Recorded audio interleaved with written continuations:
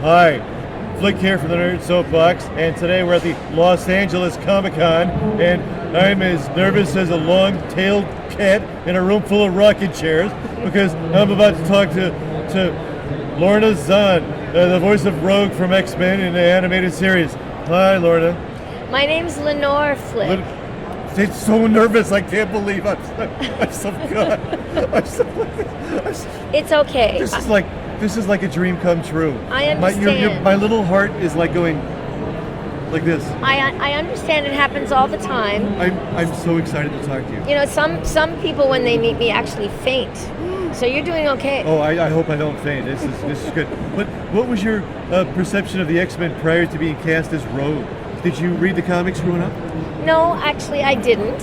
I didn't read them at all. In fact, I didn't really read comics. But when I heard about the auditions, they didn't even tell us the name of the show. They just said it was like an X Factor, like some surprise show. Okay. And I didn't really know it was the X-Men till I got cast. Oh. Yeah. Right. I understand that you were born in Australia and had an Australian accent until you were 6. Did you find it a challenge to develop Rogue's Southern accent for the show? Well, actually, I moved to Canada when I was 8. Okay. And so I had an Australian accent probably until I was about 15. And then I started acting in school musicals, and I had to play Adelaide in Guys and Dolls, which is a great musical. I had to do a New York accent. And so I started doing accents then.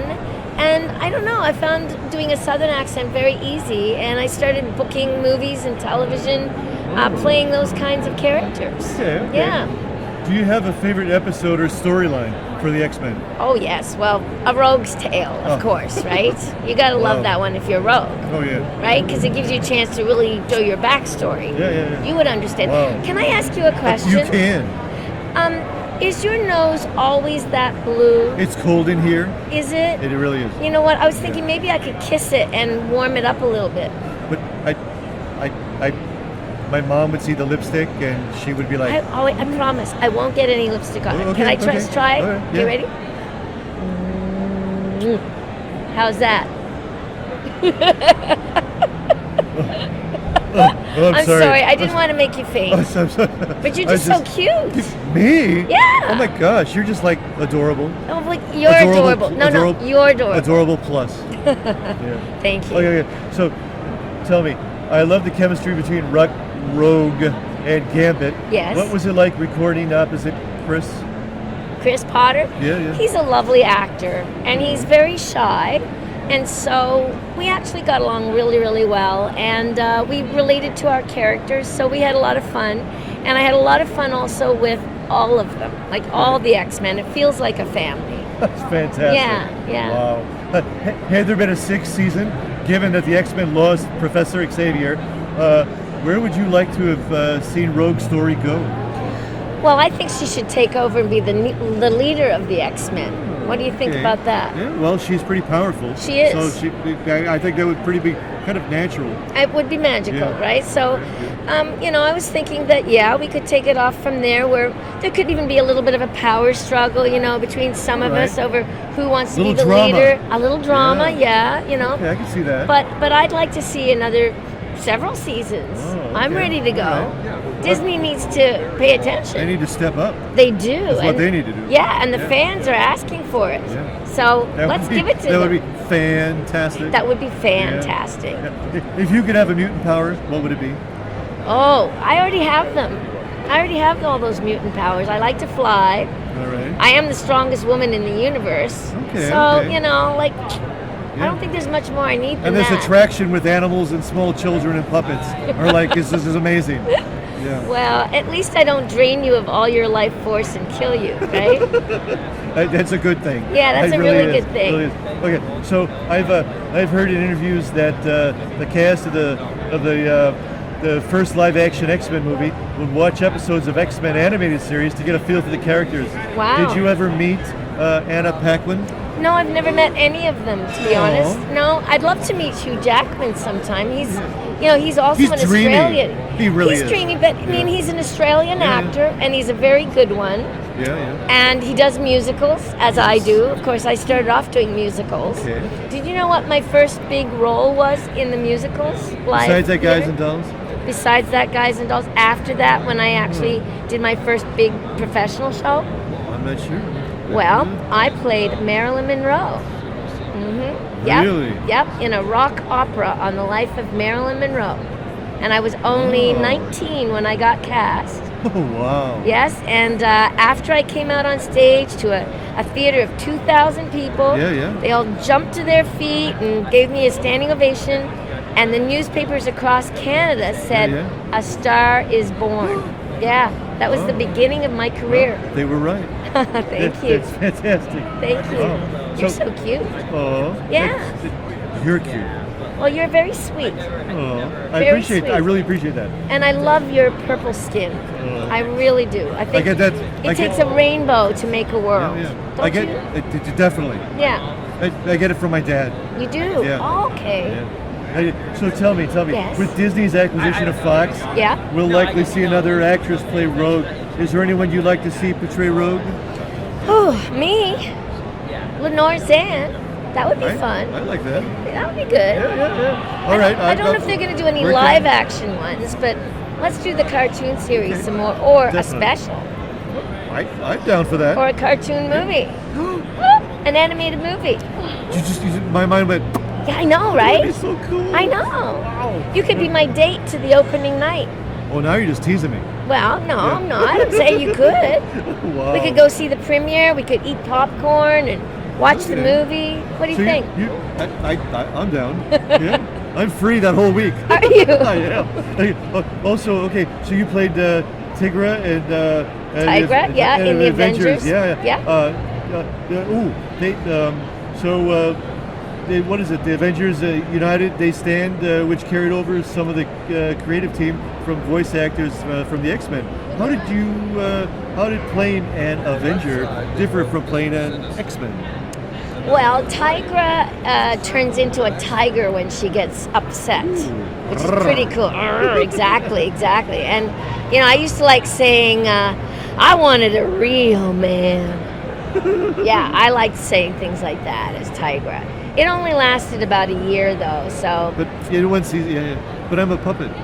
Yes, you're a puppet, and your point is? We were going to go to the opening together. Yeah. Okay, we're still on? Of course. Oh, okay. Just checking. Oh my God. After that, that. Puppets, like everybody is equal, right? Everybody has a heart. Yeah. Everybody cries. Mine's everybody loves. Right now. Yeah. Well, there you go. So let's tell Disney, give us that movie, and then, hey, man, we're on. All right, that's good. It's good. But you went from cartoon superhero to real life superhero. You fight for social justice as a politician in Canada. How did you make the transitions from acting to politics? Well, that's interesting. I wrote a play, my first play, called The Marilyn Tapes, which was about Marilyn Monroe, because I'd done her when I was 19, and then I wrote about her later. And I did it in New York, off Broadway. And I realized in it, I was talking a lot about politics and about women and the fact that we need to start to love ourselves, doesn't matter what type of shape we are, and that Marilyn Monroe was a woman who was misunderstood in the 1950s. She was a very smart woman, but they liked to keep her dumb. Right. And so, anyway, I started writing about it, and people really loved my writing. And I realized maybe I was just hiding behind a mask of a character, and I wanted to speak to the world about my beliefs and what I stood for without a character. And so when I was asked to run for politics a year later back in Canada, I thought, why not? And I ended up winning in a landslide. That's fantastic. I know, right? I vote for you in a moment. Thank you. Thank you.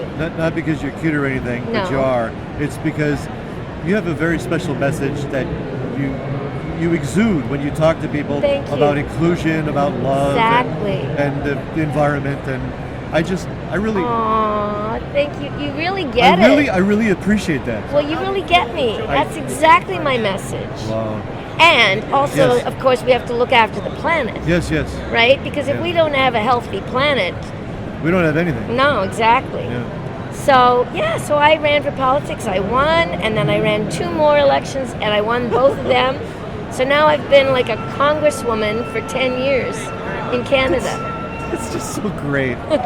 Thank you. It's like having one of us on the inside. Exactly. Like, that really knows what's going on. Exactly. Yeah. Oh, and the other thing I stand for is, of course, arts and culture, and that we need to keep putting money into investing in our arts and culture and telling our stories. Okay. And telling stories that change hearts and minds. Everybody's stories.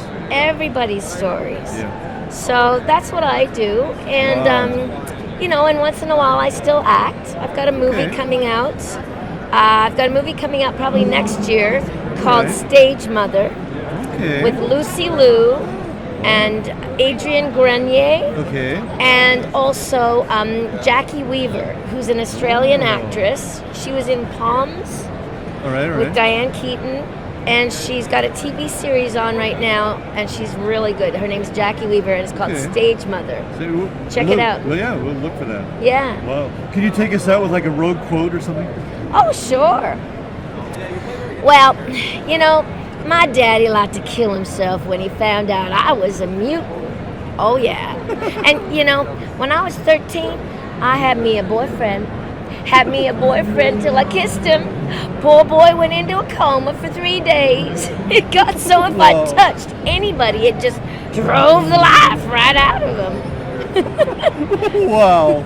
My little nerd heart's like wow. It's been a pleasure to meet you, It's been Flick. a pleasure to meet you. And I look forward to seeing you again someday. We're holding hands. We're holding hands, me and Flick. And let's get that series or that movie going on the X-Men, and we'll have that date. I'll see what I can do. You speak to Disney for me. All right. All right? All right. Pleasure to meet you. Pleasure meeting you. Bye, y'all. Bye, Flick. Is it okay if I don't want to leave? I'm sorry. All right. I'll take you in my suitcase back to Canada. See ya.